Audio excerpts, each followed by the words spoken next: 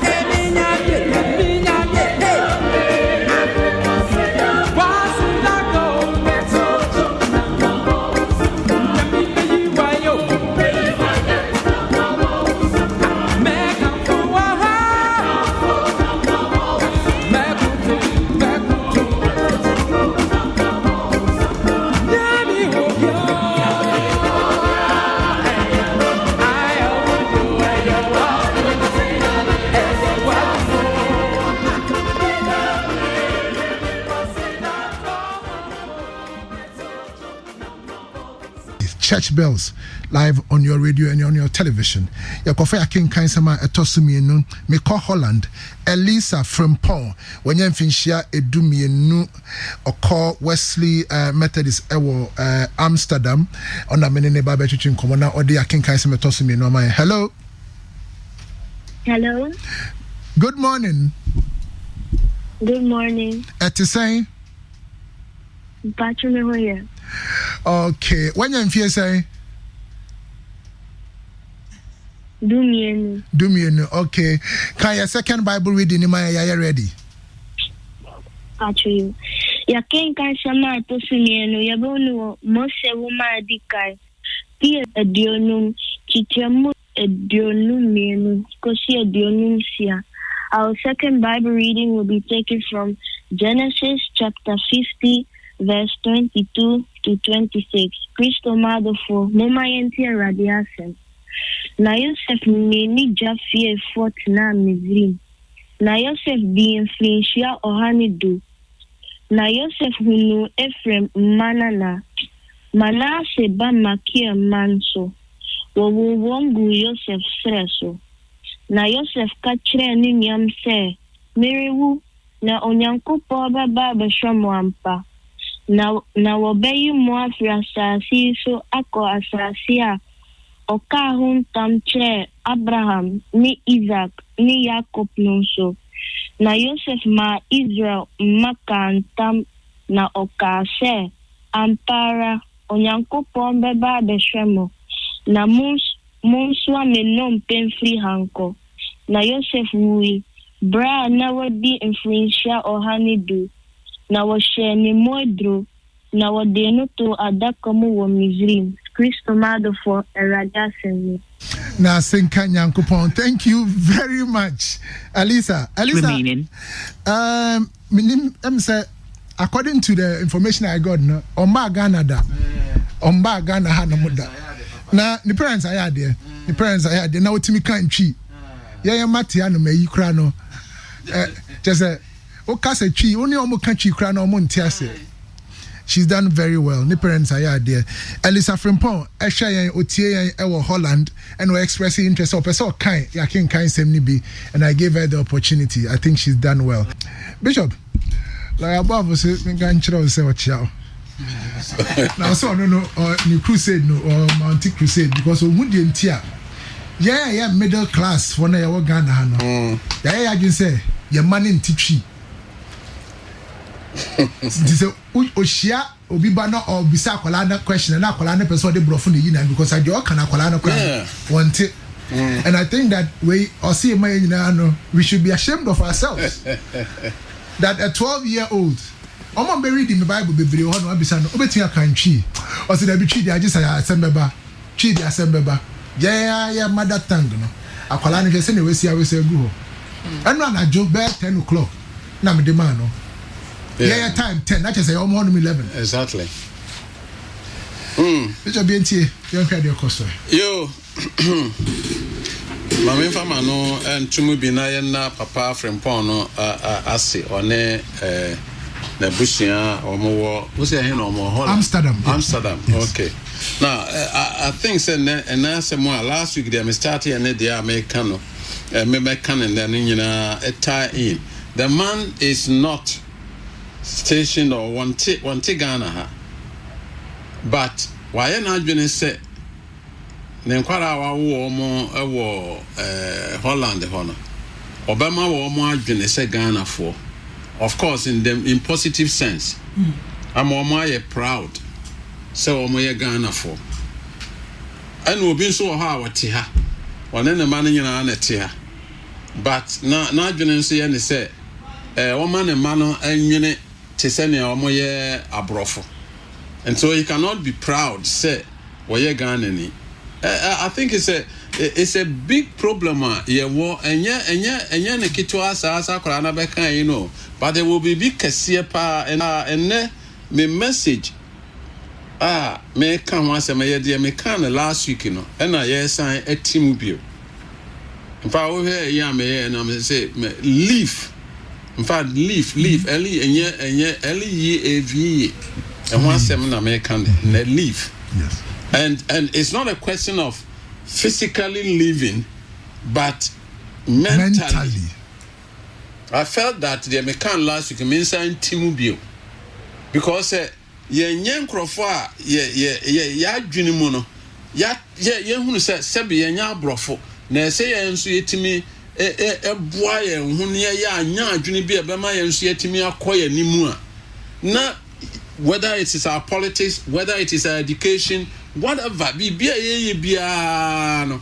As a Bronian can say, thumbs up for Ghana, thumbs up for Africa, and yet, because say, me ma will be in wa sebo wa brofudini. Me ame muna me di Joseph say tutu.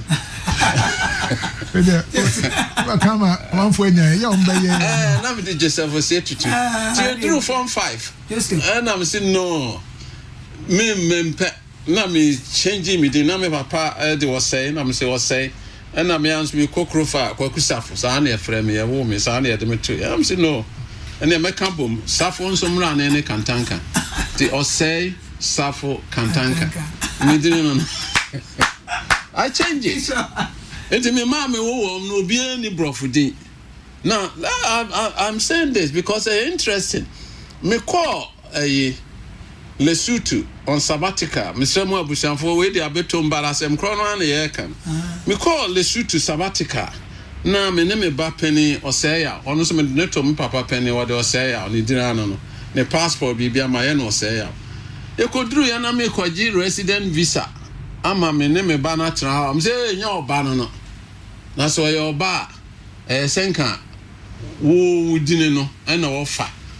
Na wo se da bi me wo no me de no to oseya. Ntini din no. Of course, me no am ko hunu pen inform my head man tie che na me kan say obi amfa South African nanka ni din wonti on de obey o say South African tanka ano South African tanka one South African tanka but it's something I say you know ye dwene ho kwan ban ni betimi aye Africans na enso sebe ye hu ye say nkrofo ahia won gisi edini kura no ubo dini just wo kofa Sammy, can you believe what's your name but work of France ababetum can you believe say Africa nkwane baby no ne nkwa but maybe baby kakra wo ho abrofo no bedin yanso no nti no am force ye ma da bia gise ye fa edin foforo kan ye ho ye broni din nti wamfa broni din na nka wo din ho a I don't care say biblical but it didn't be wakura any Bible mu nenso afa because of broni ni pese wonya onu ni din no de maye no watimi aboye din nti akaye ho wishi aye maye Valentina ne ya na say netini we no free so na ni nyina no kra nso Bible but can you believe say ye nkrofo say passport as immigration for mete say obidin no awafa no they check and say obani din no say no the first name senka ye ediebe obroni din so what is his first name say Robert and I say Alice into our fairness na ye problem abusia for and ask my ye kan nyina ne say God wants us to live and he wants us to take sa mentality no Africa yekuta no yen sisa niema mu ekuye no ene jafren pon e de ehu bi aba beto ye nim ene mesi ye toa Abraham fra onyankopon fra ye no ye san discuss ne de emu no krefofro bi nso aba. The second slide, or if they not have shown the slide secular, but God calls Abraham to live. Genesis chapter 12. Evangelist kind my Genesis chapter 12 1, 2 and 3. Nyankopon eka niama bebre akonosem na Nyankopon eka kire no. Genesis 12 2 to 3. 2 to 3. Na meya wo man kese na meshira mema wudin aye kese na waye nshira verse 3 meshira wana wo shira wo na wana wodome wo no madum wo na wumu na obeshira asase so musuakuo nyina ai enema Yankopon aka kira Abraham emu oduro I will make you into a great nation. I will bless you. I will make your name great. You will be a blessing. I will bless those who bless you and curse those who curse you. All peoples on earth will be blessed through you. These are big promises. But the person who share here, who share no TV so there can be no true blessings without total living. Because answer Nyankopon be kan we mu nyina no. Verse 1 was it say? Nobody can tell Abraham say. Wo de through asase so. Enu abusua. Ni wa de fie kwasase a mekire wo no so. And son of blessings we nyina. Many Ghana for Africa for we want to enjoy a lot of blessings. But ye nimu enema nso asese ye twe ho firi ho nema bi esi ye gyaye adwensu bi ye nya asese ye yisa adwensu no efiri ye trimu before we can enjoy these blessings.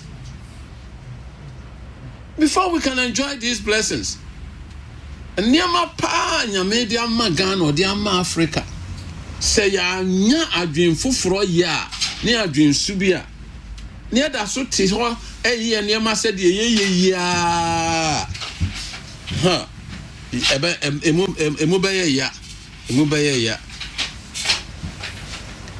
The next slide is telling us that said the last week you know Joshua 24 or see Onyankopon ekasa kire Abraham no one any papa ewo Earl of the Chaldees ene Iraq no amosoma bosom Stephen so aka kire yo Acts chapter 7 so say Onyankopon frɛ Abraham no na owo mu kurom a no omo so esoma bosom Onyankopon frɛ Abraham no was in 3 parts. Last week me says Isubio, leave your country, leave your people, leave your father's house.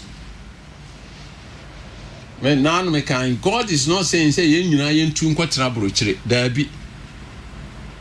But ye pa woni omo kokotena brochire a wo ma adwene ne say me ye bibini madwene ye bibini me nya me ho wo hokra ese me san e ba na me behwe se ne ebe a me nkrofo obedi yie when I got scholarship kusua there or Canada ewie nya me PhD na me catch them who say I am going back me uncle back friend me free Toronto me cancer asem da bia say would you say Yankopon pese e say o san akọ I say na me abo me manya scholarship Samuel na evangel na Ghana nya easy o Samuel na Rollins ne ma na start here maintain it na me PhD I'm say but me ya de nyame ama me scholarship we am for krofani akwala bia kakra ma bedru university ma wie ma pass here na nyame abo amanya Canada scholarship 5 years manya PhD and what do na me aminu Kristo ne kra frame bisam say would you say Yankopon pese e say o sa akọ Ghana I said no I must go back me ba anya mre na we kashe nyame animonyam say nyame wa hye no ho animonyam menyi ni say sameka metra Canada wa kenem kamejira radio ni TV so kasa kire the rest of the world I don't kwa keke I can thank God for that but menyi ni say in terms of material blessings and so nyame edi me hwamo not at all so yeah dwene say Yankopon si free ukromu unkro from your country leave your people unkro from ja ane wo papa fie last week me chechire mu Yankopon ehwehwe wo hwe de matro wade na say God demands total living some evangel Mr. Can quickly 2 Corinthians chapter 6 verse 17 ho baby wow wo fie de obetimi atro na ekire wato Yankopon asema wo kan kire ne say come out from among them and be separate says the Lord. 2 Corinthians chapter 6 verse 14 when you wanna one year entwikonu akro twakwa ben na tene ne mwewo ana say enkofa ben na han ne sumwo na kro ye ben na ewo Kristo ne burial antem ana say chafa ben na ogidi ne de onyi ne ewo ba ko ye ben na Yankopon asoro fie ne abosomwo na Yankopon a ote ase no asoro fie se Yankopon akase metna wo mu na mananti wo mu na maye Yankopon na waye me man enti mu mfiri wo mu monti wo mu wade na ose free wo na monti wo is a challenge to Christians. Yes Lord. Monti mo free wo Ghana ha ye problem ni say ye de anyam somo katakata ne ma bebre same anopa mitie me bantemo na mete form wa mitie wa say ye nyam som ne de akoso wa abrofo honom ne ade ne if we continue to do the same way say no mo ye no an ye to ye nyam som so we will come to the same point where cathedrals and whatever will be of no use. Next week, me the data ne be na me the cathedrals na ya converting it to mosque, night clubs, any museums. Come out from amongst them and be ye separate. And any say kwani abrofo afa so ani ba bi omo akokodro there are people and yam som and a boa omo ebie won ani. Christendom, the Western civilization is based on the Bible. But Roman Babia, one more emfa because your money man relevant to your niece, and then my four banner. A bedroom baby, Romaka said, now the name of Panama, you see anything. They will ask questions. Yes. And your name will see more tin the embassy. I answer her, do you come out from amongst them? Yeah, say, yeah, assuming your me. And then we call radio so or TV so near at the same time in a question of what freedom of near the aboson sem near the nyina so guso ne all those kinds of things e bedru ba bi no enkora no ba question say na sa I receive it in a crown and burn near the ade adenti no obi so un receive so ade na so wotimi koso type I receive it. Yes. Type amen. So you what man yam some number based on all kinds of superstitious things. And the bedroom baby no. That's what me and Nema won't hear those kinds of things. Then it begins to ask what is the relevance of going to church? And yeah, sorry for the challenge why I saw no because I didn't say ejina wo ne de wo church them cross. But yanyam so many we are not challenging the mind. Bible also say, be ye transformed by the renewal of your mind.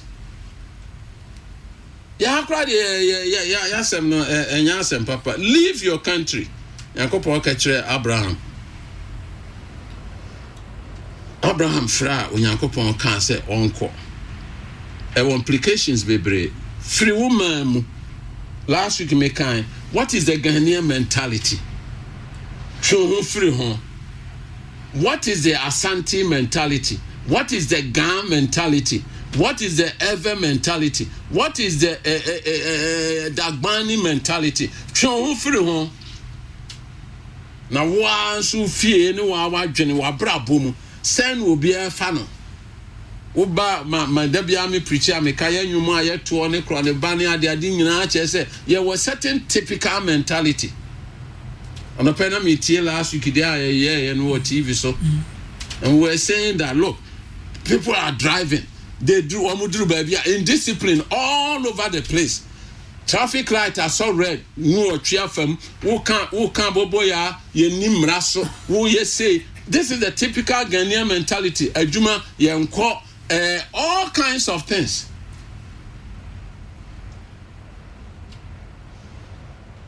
So if we don't leave those things, Abraham frɛ Onyankopɔn frɛ no.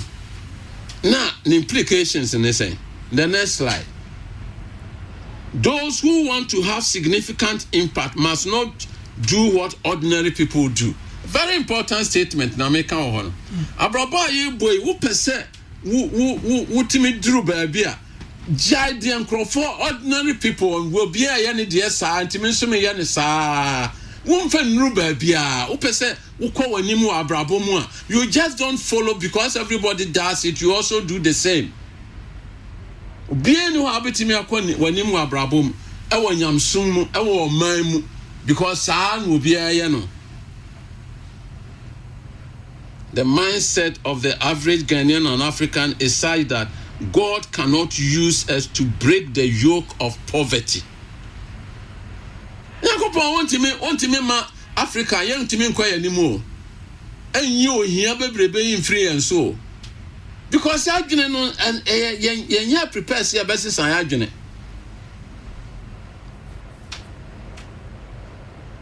So let me be controversial. It's not controversial. I'm speaking my mind. Can I know tell we for strike your mokoye? Now, Transipa na share who say we are Ghana ni.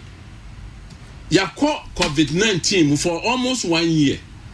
One woman ya Benjamin bien wa ya can't say look at the number of Ghanaians are more juma go because of COVID-19 for 1 whole year.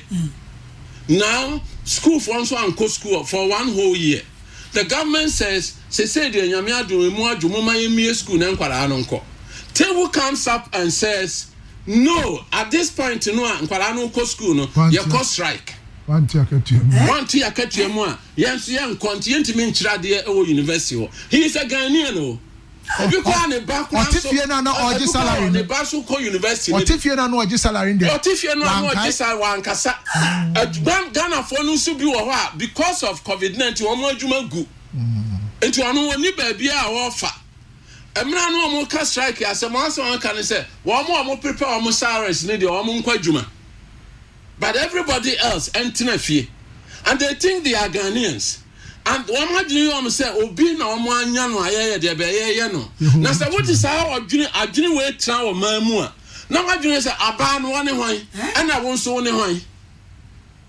And they tell and check we say bebre nso afrase o mo so saa no mo ka. And you begin to ask yourself what you want now be say nanti say ye de saa adwinsu we a chekire wo man a ye den ne yakoyanim. Tewu university workers, teachers and educational workers union time one kosi time one nkwara bebrebe yi omunya free SHS ya omu call universities omu bebre maka ho no. Now they are going on strike. This is the Ghanaian mentality, and God is saying leave. Mo anyi sa adwene we yan free mutiri mu a mo ya who is aban Kanena na ba no ye obroni o na ne ka se obroni adwuma mama anya bio fakọ. Ene di aba no ye hwan wo ye Ghana ni. Sense wo ka se Akufo Addo wan ya fakọ. And everywhere you go there is that typical Ghanaian mentality. 1 year you have received pay. 1 year nkwaranko school. Now they must go. And then you sit there and say me so why me yanya adwuma na tegufo nya adwuma so ayentimi nkyira de wo university wo mo wie ya so ahwe ya na wutag nso de wo mo de aba na pu takyo se pu wagho nso de wo mo de aba na egugu so saa na doctor for de wo mo de aba na nurse for de wo mo de aba na ye wo hɔ a ye ne ayo wo man mu abantua ye kan ye so ye dɔɔso. And these people are holding us to ransom. And God is saying, someone adwene someone mo ye mo man, no man ye mo dia, na mo amo man na mo ye ni ye, na mo ye ni ye ma obi a. How can we develop? The next slide, the adversarial politics in Ghana and many African countries. And we still expect that we shall be as prosperous as other nations. Last week me kan wasem. Ye di America echi. Every 4 years you to aba. They said the America aye. Now we follow America. Now I said your man mu ache. Democrats for him say see I want impeach Trump kura enkonko sihwe, but they want to get it on record. Say I impeaching him preno. Adversarial politics. And you come to Ghana and it is NDC and MPP. Now the TN say burn on 9 and MPP for sorry call parliament because now no mo call you na NDC for the kind akwa speaker nifa. Look at that. Sa team me no na madam more 3 ya na me wira ho. Ya na me wira ho. Na se mo to aso se ya na hwan na mu di na bro. Na no a mo swear yeswear mu in no yeswear mu in ma mo parties ana na se yeswear mu in e ma Ghana my brother who say asa yan crofo hunu de o ma no kan kire wo you see ade ba kwa na no enra me prepare message e kan say Nyankopon frɛ no a o frɛ Abraham no nya da bia na abeti se wa beso da yo enema e koso wo hu ni nyina Nyankopon de kasa kire but me book bia me kire me se nipa miensa na wo wiase ebinim wo ho a wo mu hunu ne e koso those who don't know what is happening ebinim wo ho a wo mu hunu de e koso so mo ayi wo mu ne asinche one year those who make things happen need the third group. It looks like our parliamentarians haven't seen what is happening. There's the woman who knew a man I can't tell woman him there aye enti say woman yi am adwene free say hey yeah a funny phone woman yin na entrance in you nkwa na e be fa so e be ye na ma efe be sinne the writing is already on the wall and our people in parliament in our politics they don't seem to see. Me bompa yes na nado or back to the boss I reflect on some of these things. Ghana's constitution and the way we are tied to pre-colonial and colonial ways of ruling the country. I have already said me book no nyame boy baba constitution no Sammy, if the constitution of Ghana doesn't change near dasoti hwaye and near masedi we are, let's forget it. Even for our children and our children's children, we are still tied to traditions which we know will not help us to make progress, but we don't want to leave them. Traditions be brave wo hwa ya fa ya tar ho sa ya ne anim se sa ne ma moaye wo kro bi so ayese ha ya nya ponche enso nwura ye ho mada bia meka because it's a tradition. And so we because it's a tradition. Now say yen ya adwene leave. God told Abraham because we try on crop for no more. The next slide. I'm giving you an example. There be America. China binom ha wo ka China some am so ye boa me nko hoda. But I am no question. Deng Xiaoping 1978 and of course Singapore no ne Lee Kuan Yew me woman ma discuss we nyina no mo discuss it was no as a communist system of running the economy na as no because Hong Kong are part of us but here we mudi o Hong Kong Singapore e wo yesro here we mudi and was no then shopping here the artists amne you 1978 was your best your economic system no and within 40 years China are the second largest economy in the whole world and we don't seem to see 40 years. Why are our politicians not serious about overhauling our constitution in such a way that the whole citizenry can be mobilized for development?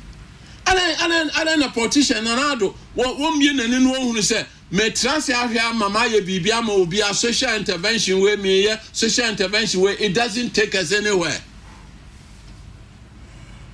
Cause no be imagine him say me I thought that same way. Now me never brain so dwene sa because no so can and the free SHS abed there any about on ya fan koko say any other you try about here dey go see. We are still grappling. He say Supreme Court to Krana asem no edro free SHS any impact on him.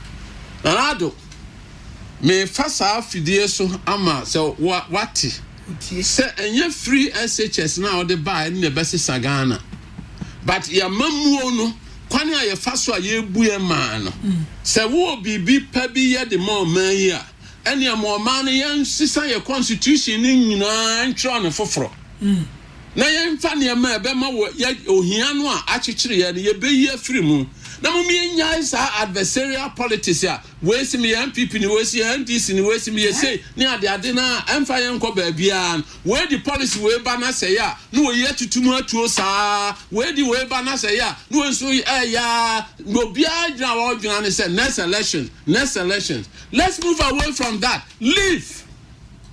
We don't need to follow America and what they are doing. We don't need to follow Britain and what they are doing. Leave. Ahemfo ene niama ewo ene wo mo nso said the debiamba American sasem ene all those things ni nyina wo ho a edi enya eso bia kana no atum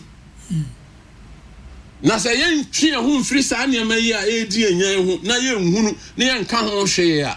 What can we expect? China has done it in 40 years and it's now the second largest economy. Now no mo timi ma obi afidie free China eko moon so fan baby a obi enko ho da akotu onote abama China scientists ehwehwemu COVID-19 eba China for aye wo mo a de ben ever seen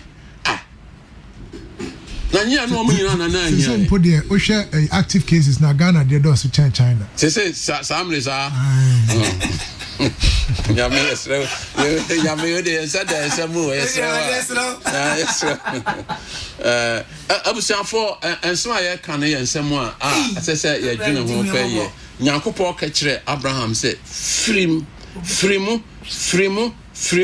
show the next slide no me kan steps are Abraham famu a odi free sa tebia na owo ewo of Chaldees no. First one, Abraham ne papa ne busuafo nyina free ho na omo ba kuro be a ye frɛ ho Haran. Won betena Haran no Abraham no ate frɛ no ate frɛ no ba on beduru Haran ne papa ne nkofo nyina omo nya free omo country wa beduru baabi ba uduru baabi akɔ baabi ani agye Ghana ni bia wakwatra broche na ni agye wa no ye comfortable afsa oni omugu ye kuro mo de omumre ye mfa ho eno wakoduru Haran eno wapa ne baabi atena onya na dwen so beba onya na dwen kra because there be Ghana there be because higher bro but obaye down na ni papa bi di nkombo na make us me tra broche bi ono o se maba na me hunu se me mra na se me nyame yene ne me makao na mabambe sohwa na masako ye isi dia kukodro na de be my classmate be call interview 15 years ago oko interview for oko UK komodi dem bonu bisa se na kwa da be na we bon o se me Ghana me samra ba me ma happy o I hope so man visa dem ya mani ha o se me come back to Ghana no enti Abraham akwatena hera no ena ne papa wu wo ho ne papa wu ya no say no ma me nto aso leave your country, leave your father's house, leave your people. Abraham twaso no call Canaan. All corner of far, ne wafa say anani papa no akwara anani papa wu no fa no de no ko ne yire. Ene no amokoy. Abraham ko tena Canaan asase so no na bohye ne ma nyame ka che ne nyina na nya mamu. But he went to that land. Na de ba kwa ye mani ka wa Abraham no say sa first passage na okama no Genesis chapter 24 o say Abraham hunu se wanyine no na wo ba bewu no o ka kire na ko ase kopa yire ema me ba na ko no bi san se na se me ko no oba no se one sam one maha na memfa wo ba no enko Haran no onko tena wa na o say that be Nyankopon say me I should live. You can never change yourself to become Obroni. Now Obroni say Ghana ni Africa for ye nye ho am ye ni here abrofu mu ye da. Matron me huma no mu say ye nuanu ma wa America no America for mu on Black Lives Matter and I have a whole chapter on that. It's simply because the mo si amamo fa ho de na mo kuro mo etisen.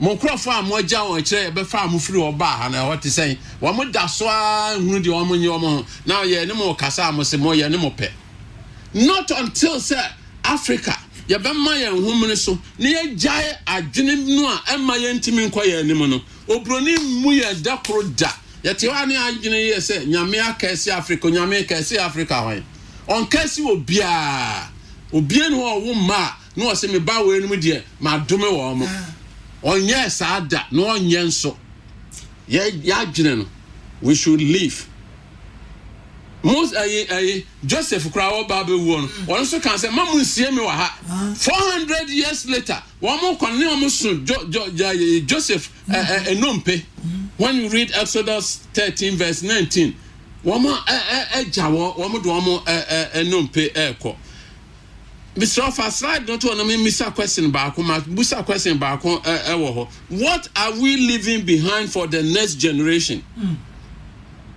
Obia the next slide, please. The next slide. Some back a more drum person for any generation, any nation to progress. One generation must be prepared to suffer or deny themselves of benefits and save for the incoming generation. Asem we wa out brofo dem so what ase ansa na o man bia want to atoaso ebi bedi hie no eje se I want to atoaso baako eye de ben bre ansa na wo ma bedi hie je se wa umu no wo bre no jajapade ama enti na Bible say onipatre no jajapade ama ne mamba ade ban na wudi ja wo ma Ghana Mabusa, the last statement there. What are we leaving behind for the next generation? What is the answer? Debt. Ghana yedija your money and nana. Bishop Nasa no boss sano. Yedija your money and nana. Eka. Yeah, one man can't tell you. Now, so we share or my GDP debt ratio at 70%. At 70%. Then that's all. And then Tewus gets up instead of what happened. Now you're training Kwarania, you know. I'm going for a strike. I'm bound for camera and I'm in. Bishop never can tell you for some papa. Now tell us some papa. So people who are supposed to be working in our highest institutions, universities, and they go on strike at the time when the university is reopening after a whole year's break. And they are the intellectuals. They are the people who have said they are the degree holders. I didn't need DJ man. Nipa do say na betia o moka. Na mo ye twa moka 1 whole year. Na se mo nkonkwa ya adwuma mo say ye cost strike. I didn't need DJ man. Abraham Jani Bass said no. Kwa ahasase no Nyankopon ahwe ho bone eni enti nkwa asase no so ya yankwa baabia o Africa nyame dia mayen yetimi kukuru Ghana fo ne Africa fo nyina nkwankwa America nkwa Europe nkwa China aha na ye dia yes it is a nya ya adwene se ye be se san ya adwene would live that kind of mentality na me yankwa ya nim no a adema na Nyankopon nsa anya ye bio oh my god enema miensa na Yesu kan me kan no de masema ba wiye eno na evangelist o kan wie ma ye no Yesu di sina nim se okọ Jerusalem no akọ akọ ana enkrofo bi ye se oh wura ye bedi wachi ana Yesu se sakraman watu ena wie mo no ma won prebuo ba onipa ba ni ba bia odi ni tire. What is Jesus trying to say? You want change and you don't want to suffer. You want change. You be see akwa nim. And you say yeah there be. Ghana how ba wo hwe binum ne kwane o mo fa so Jessica. Sasi semni ade num ni all those kinds of things. And yet we want to see the nation develop. Aban okofesika wa he. Ghana ban the only thing I ya na say okoje bosia. What is the money? Who pays taxes? One minute to any other. I don't know politicians, some beginner, you saw no more catch ye be away. I can't almost sat here or council more and sana elections about brother me fear many moody eye. Contractor, what will you be? The contractor by a gatters in the and walk away. Where Jahoko? That's what Banano, hey. There is a contractor to do a chair or mocha. And 1 year, where is the money? And Ghanaians don't seem to think, oh, the MA before class, I mean, Uti radio, so Abane, your chrome in India, Manema DC, your chrome in India, Manema minister, we are bow ya the pa. Yajuni said, once you been your Biamna minister, and the Yamsia, you been your chef. What is the cake?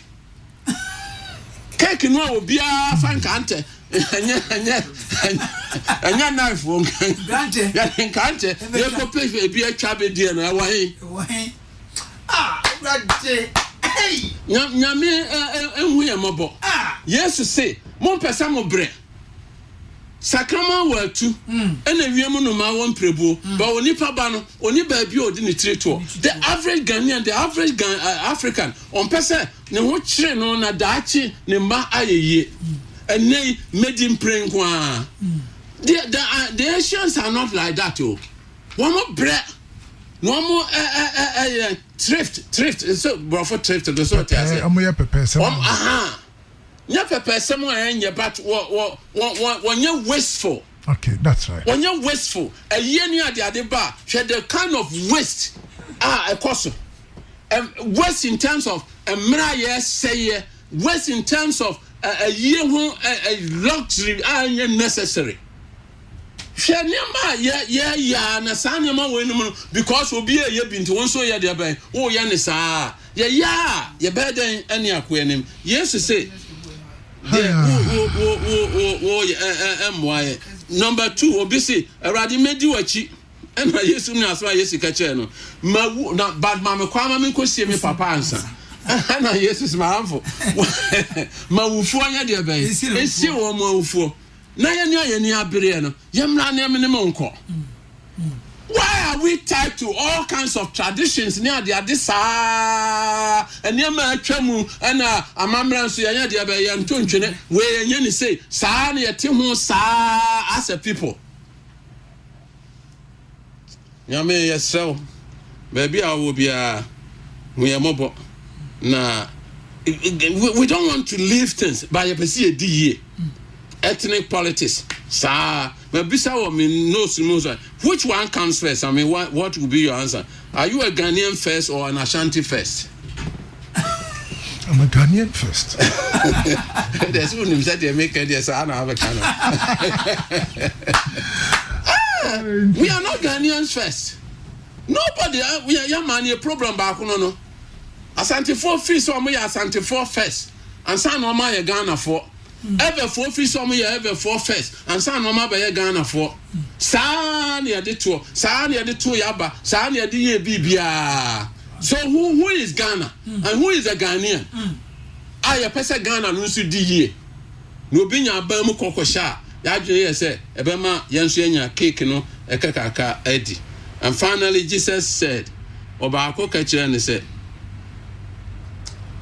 Owura, mpese me du achi. But my main kra mabusianfo answer. Let me first go and say goodbye to my family.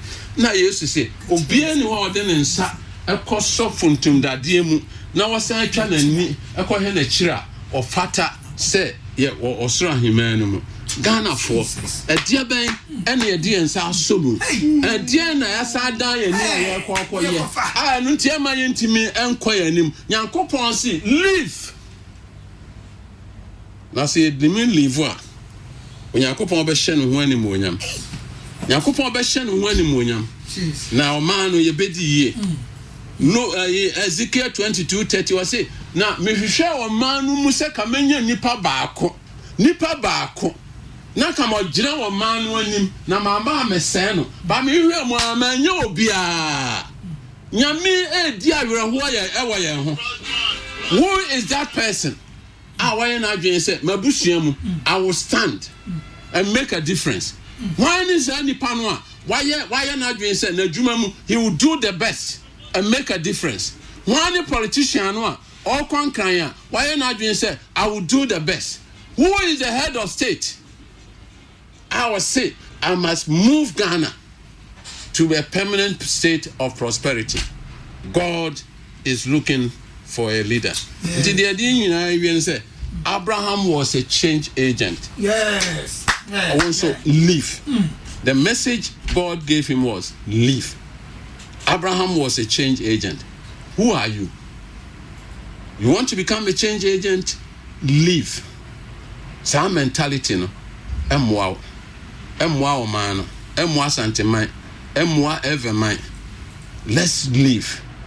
Enema yedi ahye trimono. Enema ema yentimi nye different no.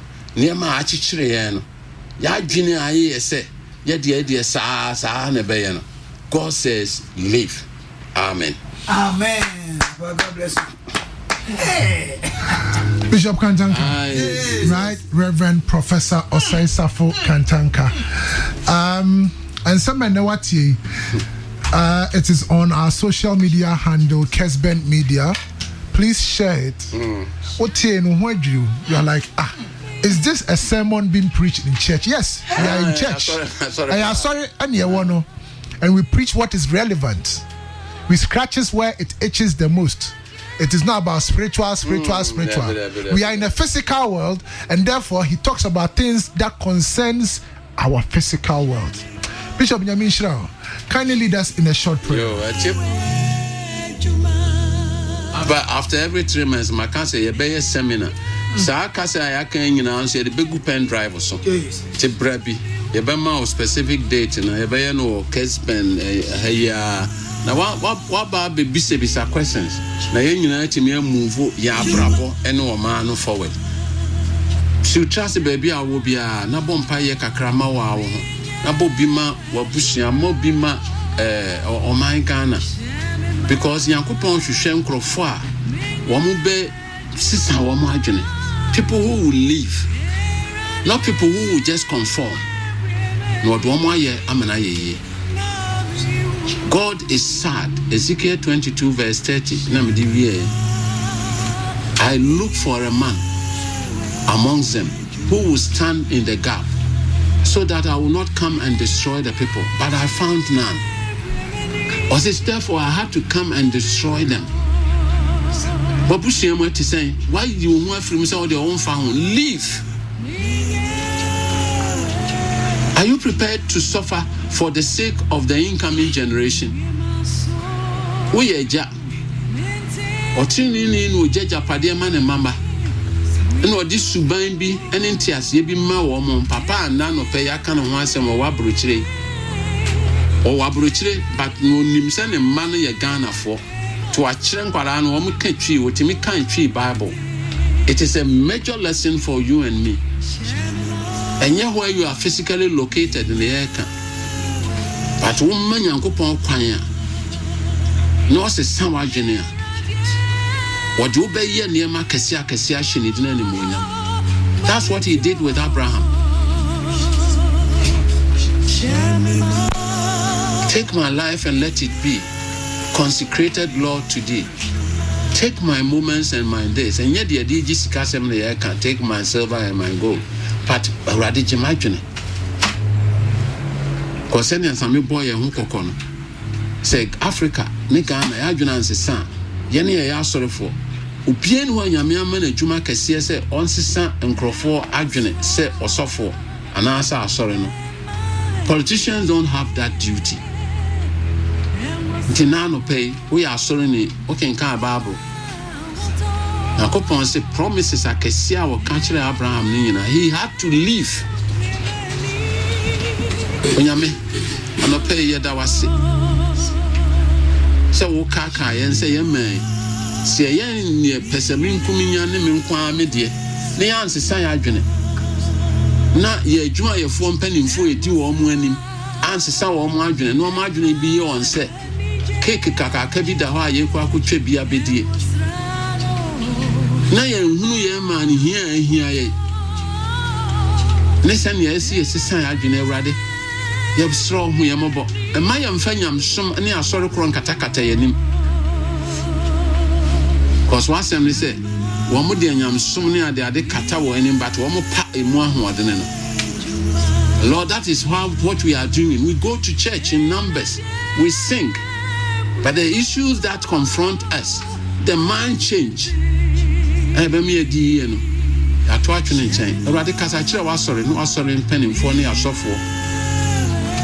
we may talk to Ghanaians, Kasachira your politicians.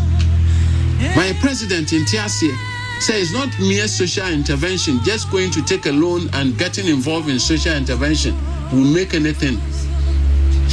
But the nation united and determined to prosper, not based on any political party or any particular person.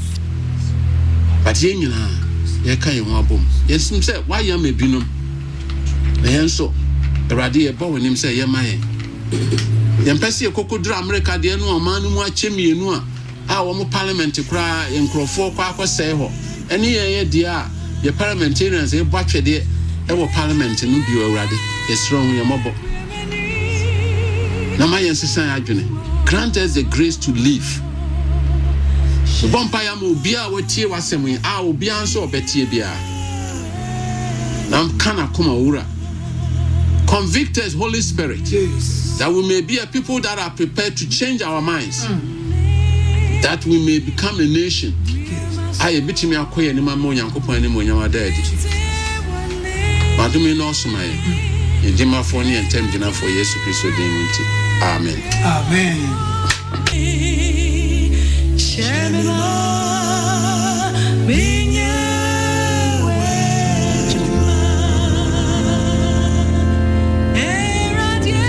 Adom Bishop Kantanka a books for watcher no ababontin needing the Africa shall be free from poverty, fulfilling God's desire for the prosperity of Africa. Ye kase mwa ye chese Africa ebe free ohiem na ya fayentu mapa efrase ni nyankopon ahehye ede amaye no. Books no ye volume 1, volume 2 and volume 3. Ye beka ne se ye 3 in 1 etwa so. Onya volume 1 e wo so unya volume 2 ne 3 na aboaw na wate enema no asiye. Books ne miense nyina ebo 50 Ghana cedis. Nti se okura 50 Ghana cedis a ubenya sa books miense nyina na wokan a ubeye inshira yankopon inshira.